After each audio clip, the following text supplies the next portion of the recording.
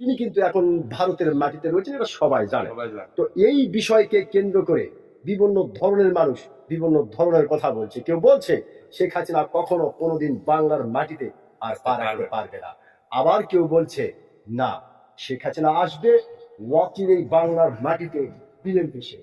আবার কেউ বলছে হলে হতেও পারে, তবে তার জন্য একটু সময় লাগতে পারে। তো ভাইজান, আপনি একজন সাহসী মানুষ হিসাবে আপনার কাছ থেকে জানতে চাই যে আপনি কোনটা মনে করেন? আমি মনে করি উনি আসতে পারে, কিন্তু অনেক সময় লাগবে। কিন্তু আমরা হলো মূলত জন্মগতভাবে আমরা বিএনপি করি। আমরা বিএনপিকে ভালোবাসি, বিএনপি দলটা আমার পছন্দ লাগে। আর আমরা জন্মগতভাবে বিএনপি ঘরের সন্তান। হ্যাঁ, হ্যাঁ, আমরা বিএনপি করি। যাই যত কিছুই বলুন, আমরা বিএনপিকে ভালোবাসি। বিএনপিকে ভালোবাসে। ওকে। আর ওনার ব্যাপারে? ওনার ব্যাপারে আমি অতটা এমনই করি না। আচ্ছা, আচ্ছা। উনি আসতে অনেক সময় লাগবে। তারপরেও হয়তো উনি জীবিত থাকবে কিনা তাও বলা যাবে না। এবং সেটা আসলে সময় আসলে দেখা যাবে যে। সময় আসলে দেখা যাবে।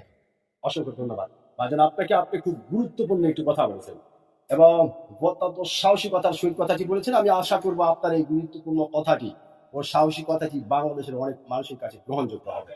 অসংখ্য ধন্যবাদ আপনাকে।